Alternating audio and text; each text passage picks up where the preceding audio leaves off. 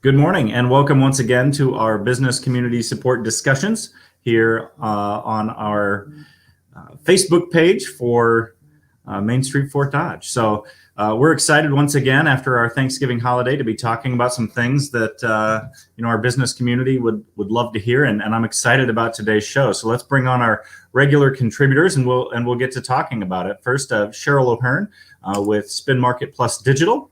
Good morning. Good morning. We also have Darcy Swan filling in today for the SBDC. Good morning. Good morning. And Chris Patrick with Main Street Fort Dodge. Good morning, Chris. Good morning, everyone. So I'm excited about today's show, Cheryl.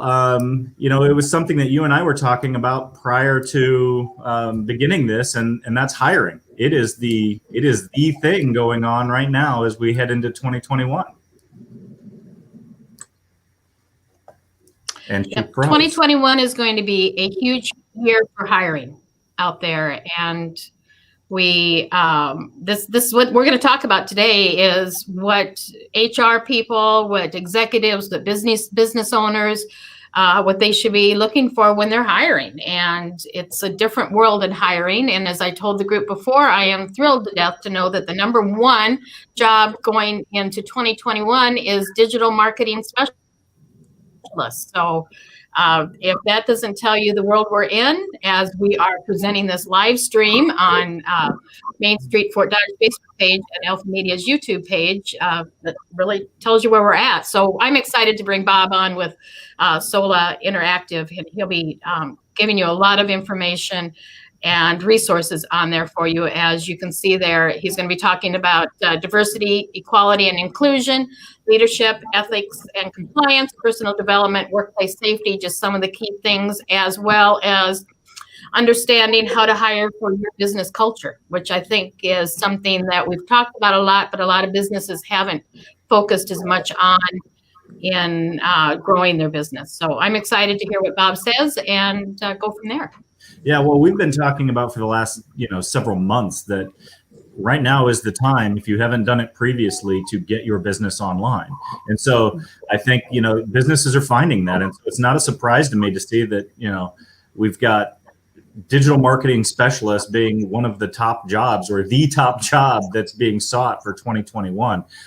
So hopefully we can find some ways, and Bob can encourage us to find some ways to hire right, because if you're anything like me, we've all done hiring wrong before. And so let's find out how to do it right. So let's bring Bob on. Bob Chaka, thanks so much for joining us today. Good morning. So what we were talking about, obviously, and I think you heard it there, is hiring. It's really big for 2021, and that kind of is your specialty area, is talking about hiring. So fill us in on SOLA Interactive, what SOLA Interactive is and what you do for them. Yeah, well, this is great. Wonderful opportunity to introduce SOLA Interactive. In essence, what we do is we create engaging content to transfer knowledge to employees so that they can make better decisions. They can be more productive, and the list goes on and on and on. So our primary areas of training fall in what Cheryl said earlier is diversity, equity, and inclusion, leadership development, ethics and compliance, and personal performance, as well as workplace safety. Now, we've been talking about hiring, and you really have to understand the basics of hiring and how it plays in an organization. Because we're very fortunate here at SOLA Interactive, myself and my business partner, John Granis, that we get to talk to, several Fortune 100 companies. One of the clients that we work with, they have over 200,000 employees. So you can imagine how critical hiring is for an organization. But you go all the way down on the scale and you have an organization of 50 employees. And when you survey an organization like that, you find out how critical each role is inside a small organization, just as well as a large organization. We've also discovered that over the years that all organizations are like a family. They're all very unique, and they have certain ways of doing things. And what they find out is the whole hiring process is so critical, because the obvious is hiring is all about acquiring good talent. And then the million dollar question is, how do we keep them? How do we retain that talent? Well, the culture is a major component of that.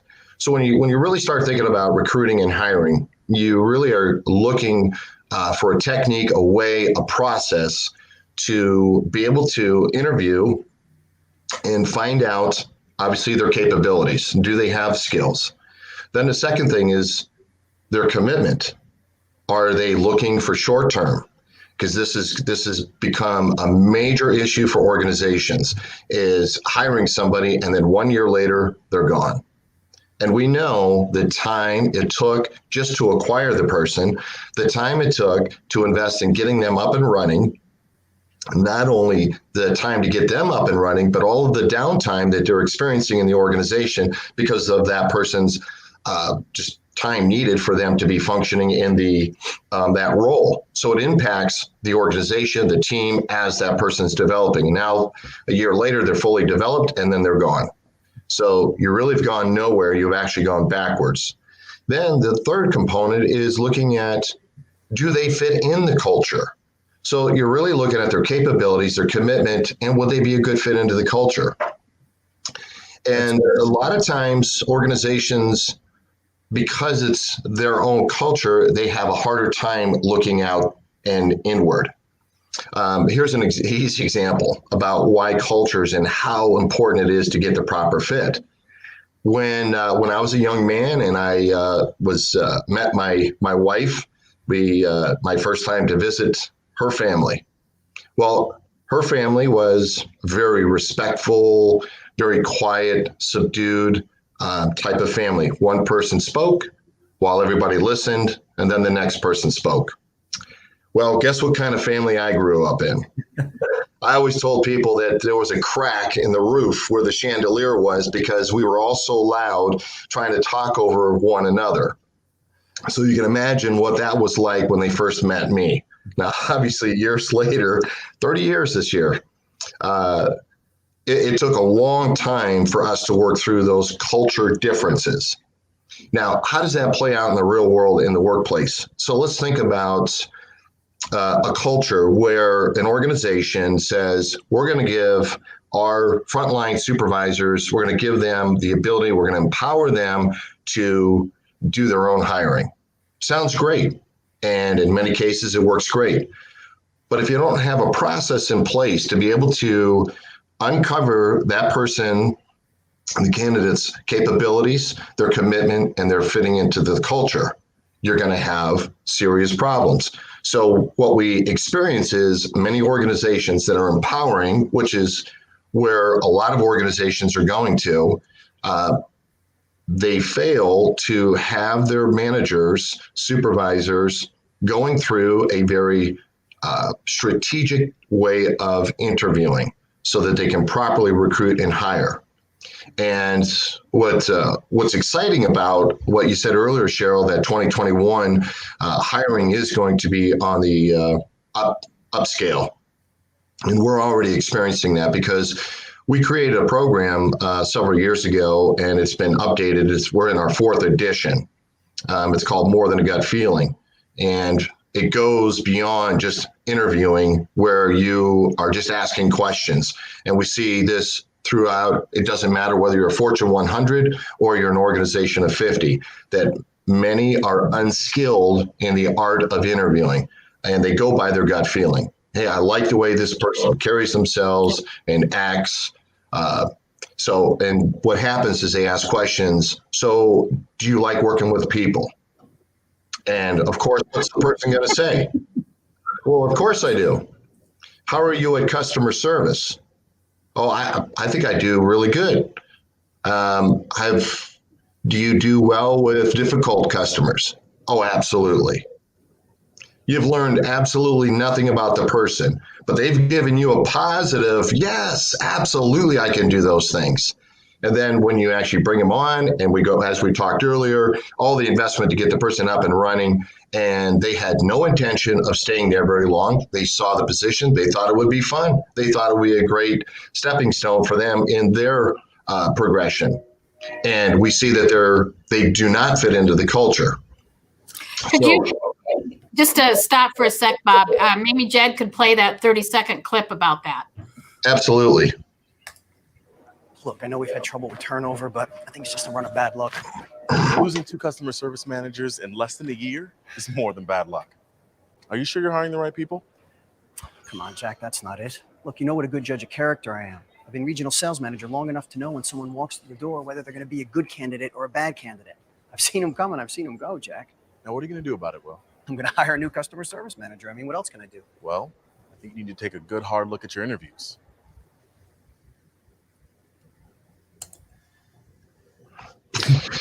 Yep, he had a lot of confidence. I can see when they walk in the door who's a yay or an A. Yeah. Well, and I think that there was a article that I just read that talked about a HR director, and that director sits at the receptionist desk. And that's the first person that the new potential candidate meets, and she judges that by a yay or a nay right at that front desk. And I thought that was really interesting. Yeah, and it's here in Iowa, we're right. I like saying that we're right in the middle of everywhere. And what I mean by that is, as we see the coastline, which is going to have a much greater diverse population, but that is no longer happening. It's beginning to become more diverse across the United States. Now, why does that potentially cause a problem? Well, when you're sitting at that front desk, or you're that manager that we just saw in More Than a Gut Feeling, you're making your appearances by how they're dressed, how they walk, how they look, how they shake hands, or whether they look you in the eyes or not. Here's the problem with that. I reach out to the potential candidate, I shake his hand, and it's not a firm handshake, and this person, this made-up person, doesn't even look me in the eyes. Well, my filters are going to say, you're out. You're not a fit. What I didn't take into consideration is that person's culture. That is not essential. That is not a part of their culture. It means absolutely nothing to them. But in my culture, how the era I was raised in, a firm handshake and looking them in the eye is critical.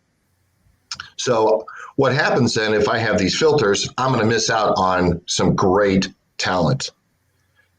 Then the second problem happens is when we have these filters and we're going off of our gut feeling, is I'm going to look for candidates that are like me.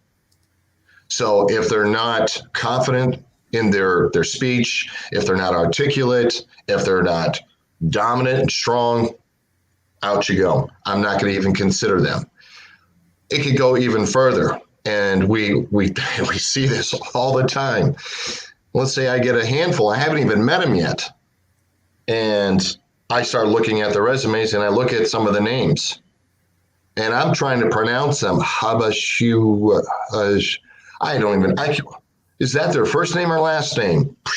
Out it goes because of my filters. It didn't have a name of David or John or Cheryl, Amanda. The basic names that I'm thinking is like me. So those, even though the culture, as I go back earlier, they're empowering me as a manager to do the hiring, which is great. But if I don't understand my biases, if I don't understand that I really need a very strategic process in my interviewing, I'm going to fail 99% of the time. That is just not acceptable for any organization. And what makes matters worse, why interviewing, using a strategy like behavior-based interviewing, why that's so important is because the talent pool, even though hiring is going to be extremely important for organizations, what is the size of the talent pool? It's very small, very small. We are now going to be entering into, in the next 10 years, we're going to have the 2 youngest generations predominantly in the workforce. Bob, if you can, could you go back and talk a little bit about that behavioral hiring process? How does that work? What is that? Yeah, yep. Thank you, Jen. I was just heading that way. So with the talent pool being so small, what's coming, and it's so critical because we're needing people. The organization needs to fill roles. They need to develop leaders, because that is going to be another major component for organizations. Get the right talent in and then develop them and retain them. So one of the best ways you can do this is how to interview is use behavior-based interviewing.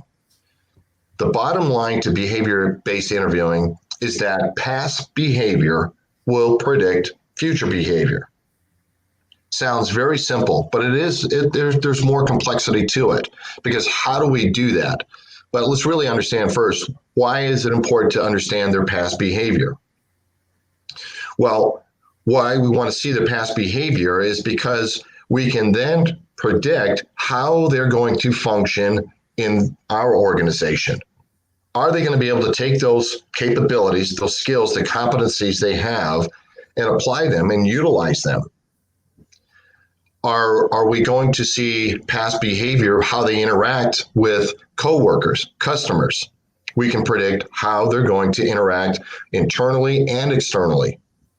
We want to see how they're going to work on their past behavior, how they did with teams, how they did with difficult situations, how they overcame certain obstacles. How did they do in their decision-making process? Because we now know if we have that past behavior, we can see wide. So the best way to look at past behavior is to ask open-ended questions that are all job related. So earlier when I was doing the big mistakes that organizations do with hiring managers is asking the generalized questions. So how are you dealing with customers? Well, I'm excellent. I do really good. I like people. Well, that's not going to help you. So you need to be more specific. And the behavior-based questions are going to be more like something of, can you tell me a time when you had a customer that was upset with your customer response, your organization's response? So then hopefully the candidate says something like, yeah, there was a time when this customer ordered a product and we shipped them the wrong product and it came broken. They were upset. So if they stop there, now knowing behavior-based interviewing, you begin to ask further questions. So how did you respond? What was the end result? Then the interviewee is saying, well, what I had to do was I had to apologize. I had to go to my manager and get approval that we could overnight the correct product. And the customer was very happy. Excellent. So what did you learn from that experience, and how do you carry that into other situations? So now I'm probing, I'm going deeper into that interviewee's skill sets. Can they take that and apply that into our organization? So you can see behavior-based interviewing is really about probing, asking open-ended questions so that you can get an accurate picture of this person's capabilities, their fit into the culture, and their level of commitment. Can you give an example? Because I do think that that's one of the areas where, we see people get hired and they're just not a fit for that organization. It doesn't mean they're a bad person. It doesn't mean they can't do the job. It just means that they're just not a fit for the organization. So what are some examples of how you might try to ensure that the organization is a good fit culturally? Yeah, there's lots of things that organizations can do, and where we see organizations, I'll just say drop the ball in essence. They may even take behavior-based interviewing techniques, but they lack in areas of doing proper background checks. Also, the taking them out to lunch. Let them, as they progress through the interviewing process, let them meet with some of the coworkers. Get your coworkers' feedback. There's so many, it's just vital. If you really think about it and use just common sense, saying, if I'm going to bring this person into the organization, I want them functioning at a high level. I want them feeling that they are a welcomed asset to the organization. I want them feeling that what they say or do matters. So they feel that sense of inclusion. They also feel that sense of accomplishment, so that they are a contributing member to the organization. And they ultimately feel good about the work that they provided for that day, their level of productivity. I mean, who wouldn't want an organization where all your employees come and they truly feel good about the things that they're doing and that what they did really moved the organization forward? And the next day, you want them with the same attitude. So if we're not interviewing these potential candidates to find out those three areas, we're really going to just set ourselves up for failure.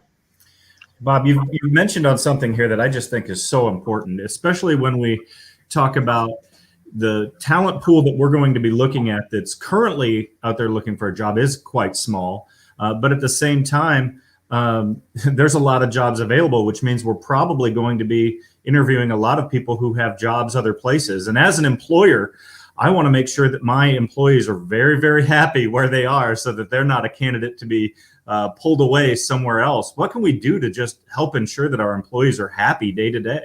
Yeah, no, that's a great point, Jed, because in essence, what's going to happen is the talent pool is small and organizations are going to be trying to recruit employees from other organizations, which happens on a regular basis, but it's going to be that much greater. And so we've seen over the last at least 5 to 7, 8 years, organizations have really placed an importance on employee retention, keeping them there. And it really starts breaking down to diversity, equity, and inclusion. Organizations, to get to that level where they're retaining and acquiring, is really taking the organization through a series of developments. So the first phase is an organization really needs to understand what diversity is. And diversity is our differences, and it just is. And it's really interesting because a lot of organizations in the beginning thought that diversity was, oh, you're white and you're brown or you're black, and that was it. They didn't understand that we have different working styles, we have different cultures, beliefs. Everything makes us diverse. So once organizations began to embrace that diversity just is, it really opened up the communication dialogues between frontline managers, employees, upper management, to say diversity is good because we get the wide array of talent.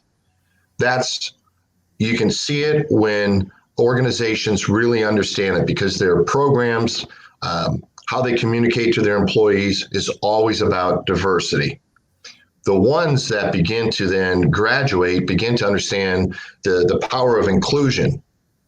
And that is where those organizations help employees feel accepted and celebrated for their contributions.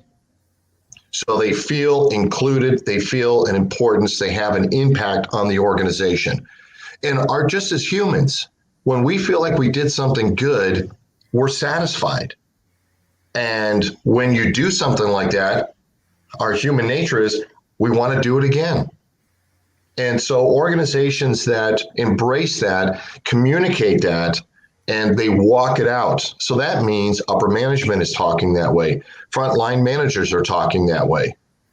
As the organization then begins to see the reward of that type of culture being developed, they start moving into equity.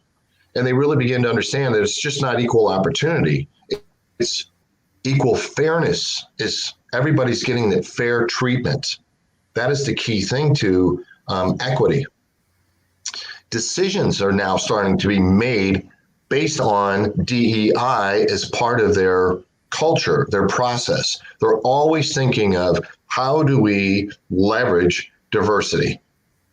So as an organization moves that way, you start seeing the communication from upper management to middle, all the way to the company wide.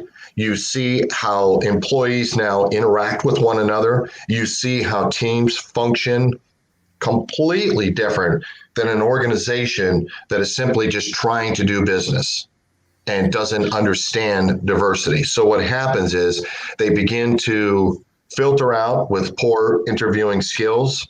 They cannot attract new talent because when they walk in, they start seeing it one-sided. They get shown around, and what do they see? They see, wow, it's all white people here. You've just lost that talent. Not to say that that was right or wrong, but that's impressions of the organization to the potential candidate. So it's twofold in essence. So here's another thing that happens. How would you handle this? So we'll go back to the organization that's empowering managers to do their hiring.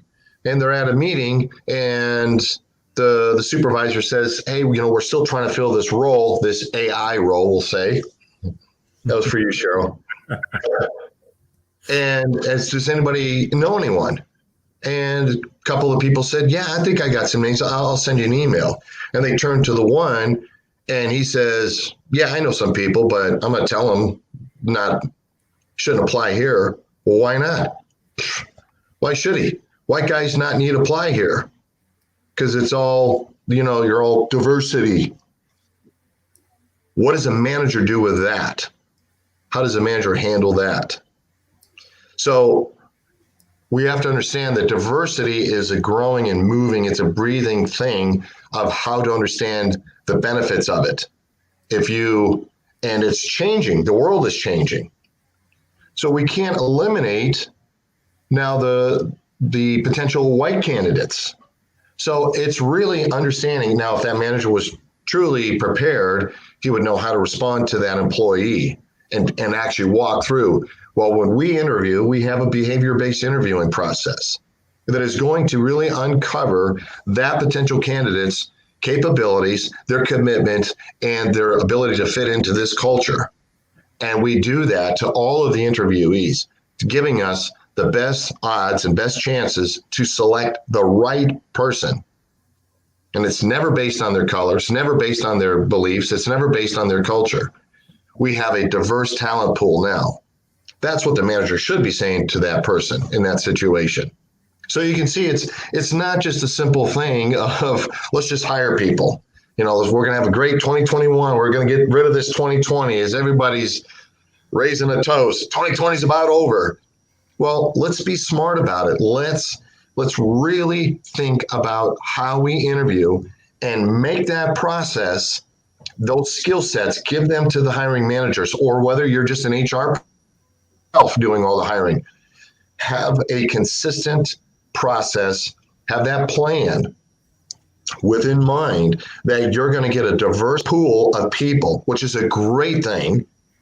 And you're going to start developing a culture of diversity and equity and inclusion, which is a great thing, so that you can start eliminating those potential situations where employees are going, white guys shouldn't apply because you're going to hire a woman, you're going to hire someone of color. And then on the flip side, they're going to see the potential candidates are going to be attracted to your organization because they're going to see you have truly embraced it and know how to leverage it. And I'm telling you, organizations that truly embrace DEI, they are going to have a competitive advantage because they're the ones that are going to be able to recruit and retain high quality talent. And with a small pool, that's as critical as ever. Bob, one thing that sorry, go ahead, Cheryl. And I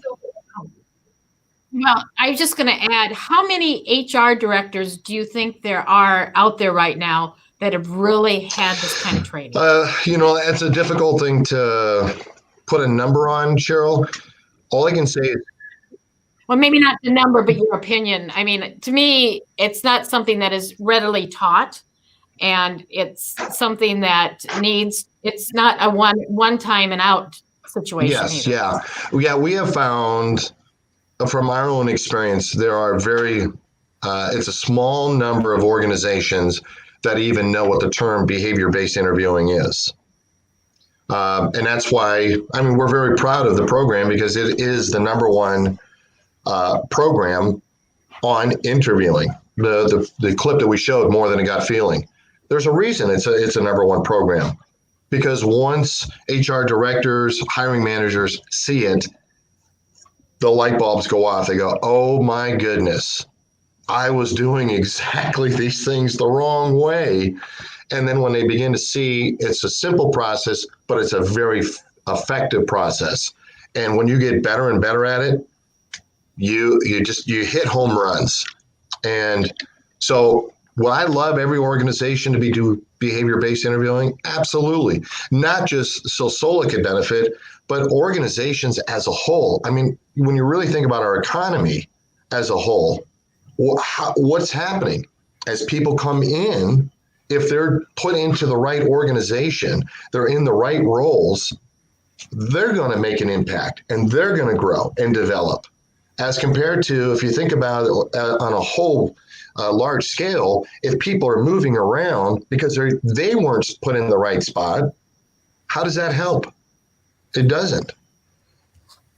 So Bob, those principles that you're talking about can also be applied to volunteer organizations like our Main Street program. If we don't really do that behavioral based interviewing, when we pull a volunteer in, we lose them right away. So those concepts can go for nonprofits. I think it's across the board, not just when you're hiring people. Absolutely. So a behavior-based question might be something to an employee or a volunteer. Can you tell me a time when you were asked to go above and beyond the regular hours?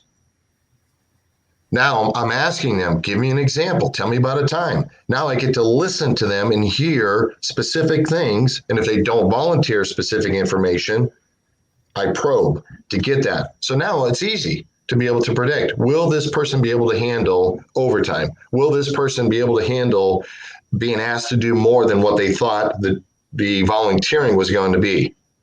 So you're able to predict quickly, is this person going to be able to handle it in the future? Because as an organization that works with volunteers, we're asking them to do things all the time because things change. People are sick. People, can't volunteer. We thought they were going to be able to volunteer.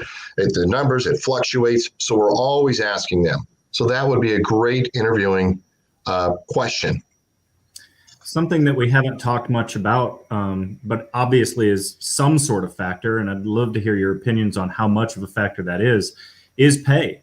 How does pay filter into finding the right employees? Is it all about pay, or is it about other other factors of what the company's about?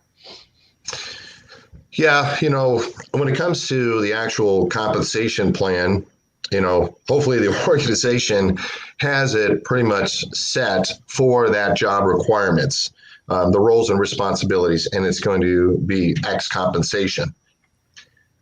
It goes back to the Jed, and this is a great question, because a lot of times organizations think they're going to attract talent. Well, let's bump up the salary. The national average is, arbitrary numbers, $36,000 for this. Well, we're gonna offer $38,500.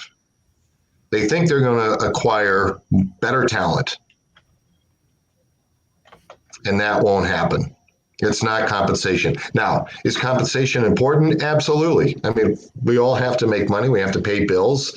And it goes back to DEI, diversity, equity, and inclusion. Because one of the things you really have to look at is that talent pool and the generations that are coming in. What's important to them is not compensation. What's important to them is their flexibility.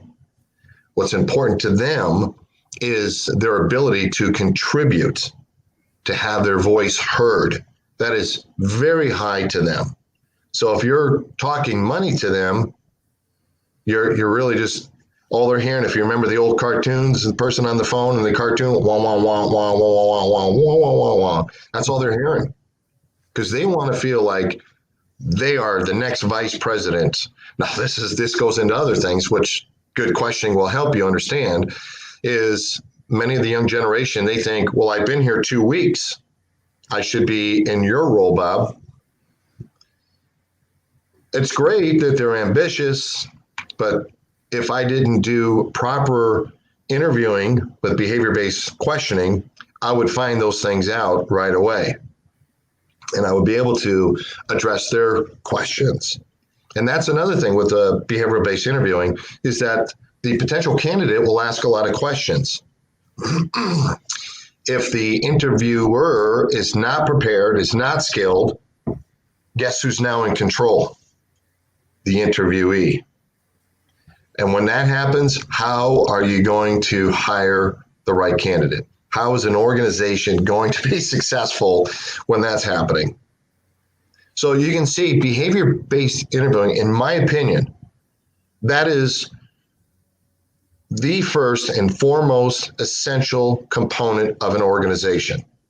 Now, they may say, other organizations will say, well, no, we have to cast a vision. We have to all of these things. But think about that. You might cast a great vision. You might have the best CEO that's ever been around. But what good is that if you're bringing in the wrong people? I know we're talking a lot about training today, but I think in today's environment, it's worth talking about hiring today, especially when we have more and more people working from home. Training becomes very difficult. Do you have any thoughts on training and how maybe that can be accomplished in a more virtual environment? Well, if I said I didn't have any ideas, Jed, I'm in the wrong business, because that's what we do is we produce training. And, the word training has really sometimes gets a negative connotation to it, especially when you start thinking about sexual harassment training. And as I've been doing this for several years, it's always the same. You get employees going, they roll their eyes. Yeah, I got to do sexual harassment training. It's seen as a very negative, and it's the exact opposite, because what training really is what I said earlier, is engaging the adult learner so that they receive the content. So you're transferring knowledge to them so that then they can immediately apply it into their roles and responsibilities. So in order to do that, you have to engage the adult learner. Now, we predominantly produce dramatic-based situations. So this is kind of the fun part of my job and what I do, is we're like a mini Hollywood. So what we do is we write scripts, we hire talent, we produce them, we film them, we score them with sound. We create a situation that people can identify and remember. Because many of us, when we used to go to the movies when they were open, you can remember films. I can tell you, hey, we need to get a bigger boat. Everybody remembers, oh yeah, that was from Jaws.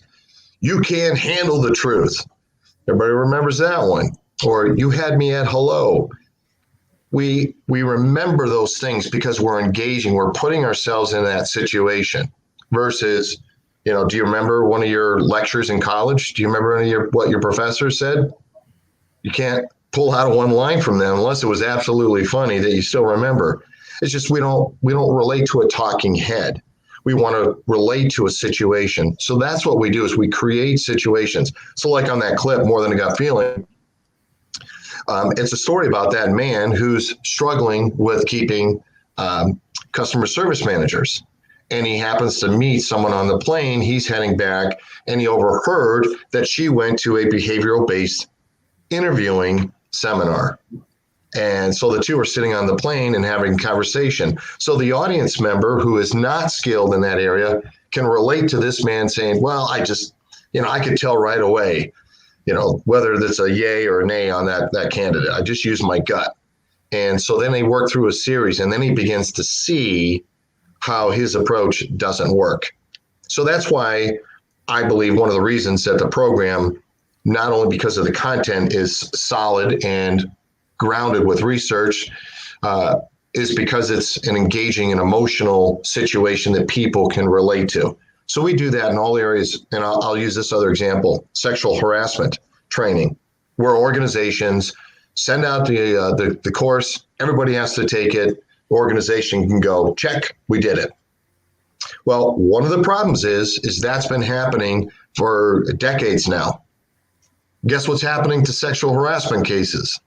They're going up and up and up and up and up, because what happens is the training is, well, here's a situation, and you might see somebody putting their hand on the person's shoulder and they don't touch me.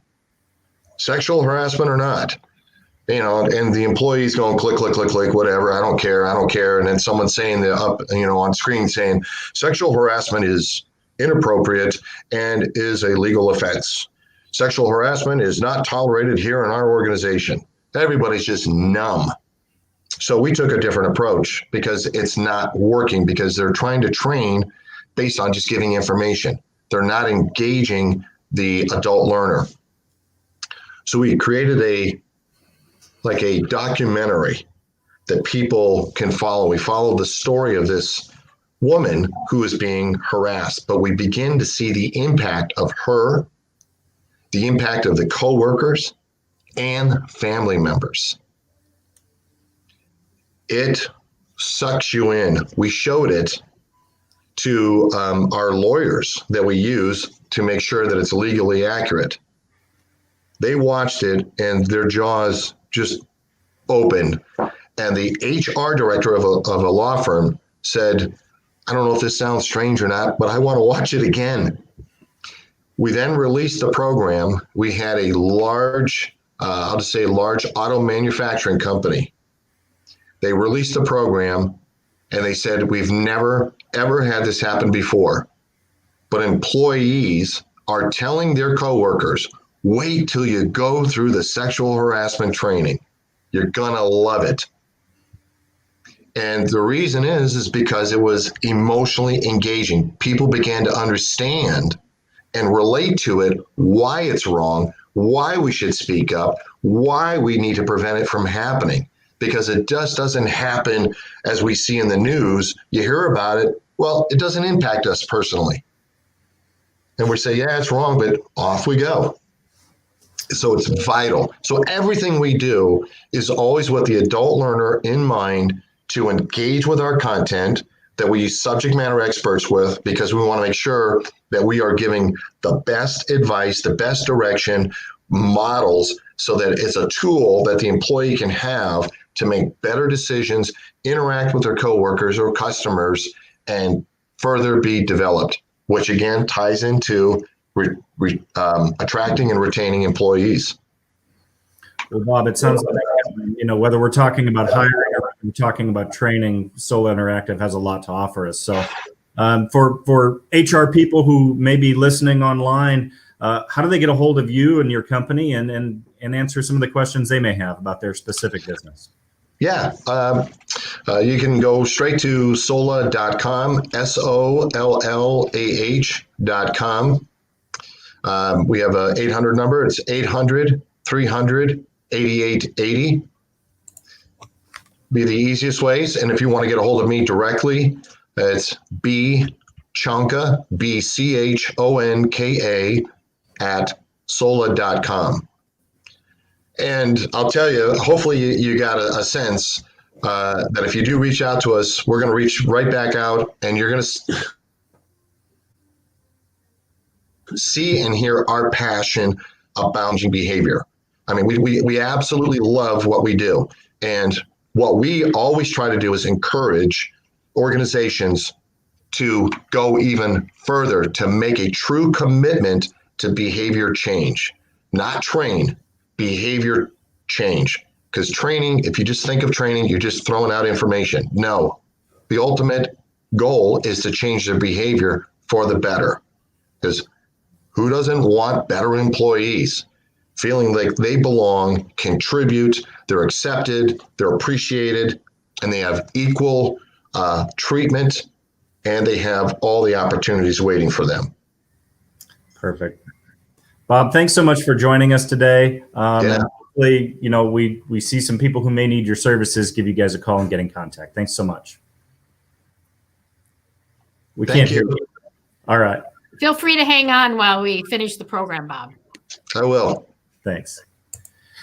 Well, guys, Bob's got great information, and I just am really impressed, and I love seeing all of those ideas for hiring, because we've all been talking about it. Hiring is really going to be a thing moving forward, and getting the right person who stays and is effective in their job couldn't be more important. Yeah, exactly. And he does have, of course, it's an Iowa business too. So he's located right here in Iowa, and great opportunities for people, HR, to look at that behavioral interviewing process. Well, And we're seeing a lot of folks at the center coming in, and they're actually growing and expanding their businesses during this time, which I know is kind of contrary to what a lot of people believe, but we're seeing a lot of growth, and they're looking to hire the right people. So today's program was awesome. And I've got a bunch of notes I can share with some of my clients that I'm working with that are looking into that HR. So very timely as well. Excellent. So thank you for that. And it doesn't have to be a large business either. I mean, these same principles apply to those small homegrown businesses, those sole proprietors that are looking for maybe 1 or 2 part-time employees. Well, that's so wonderful. exactly right, Chris. Thanks, And I think Sharon. Bob mentioned this, but the smaller the company, it seems, the more important each individual job is. And so while on a grand scale, if you have 500 employees, one bad employee may be a nuisance. But on a smaller scale, if you have 3 or 4 employees, one bad employee is a really big problem. So great information today. Darcy, if you would, we have maybe some information on the relief for Paycheck Protection Program, and maybe you can touch on that a little bit. Yeah. Yep. We are super excited about this. It's this afternoon at 2:00. And we have Dave Lentel, who is a lender relations specialist with the Small Business Administration here in the state of Iowa, and Jane Armstrong, who's the district director for the SBA, are putting on a webinar to go through the proper procedures for filing for your payroll protection program forgiveness. A lot of small businesses are getting to that point where they receive the funding and they need to apply for the forgiveness portion. And as with this program from the beginning, there have been so many changes and revisions to the program. So this will be a really good webinar. I believe they are recording it, and we will get it out on our Facebook page as well. And I'm sure, Cheryl, you guys can help share that link when it's over. There's no signing up for it. You can just join the webinar. It'll be geared towards borrowers and business owners. So it's not for, well, lenders would learn information as well, but it's really geared towards more of the business owner or the borrower and the information they need to gather and the process to go through to get that forgiveness. So that, again, is today at 2:00. So very excited. And I think, Cheryl, you had shared some information with the link earlier. And if folks are wanting that and they can't find it through the information you've distributed, we do have it out on the Iowa Central SBDC Facebook page and LinkedIn page as well. Yeah, it is. It's I know I've talked to a lot of CPAs and banks and businesses, and there's still a lot of confusion. So this is coming from the source. I told them, hey, I don't know what to tell you guys, but this is coming from the source today. And I don't care if you're a bank or a CPA or whoever, you probably need to listen. Yep, I plan on joining in as well because, as you just said, there's been a lot of changes, and we really want to make sure that we're on top of it to provide the right information to our clients, and it's going to be a good one. I'm really excited about it. Well, before we go, we have another slide that we'd love to share. And Cheryl, this looks like definitely your handiwork. This looks like something that you were putting together regarding, what's coming up for the new year. Yeah, exactly. I pulled this up. This just came out here. I know it says June through August, but all these stats come back late. But it was just in a online blog on employment for 2021. So it really shows here HR priorities for 2021, and it organization design and change management.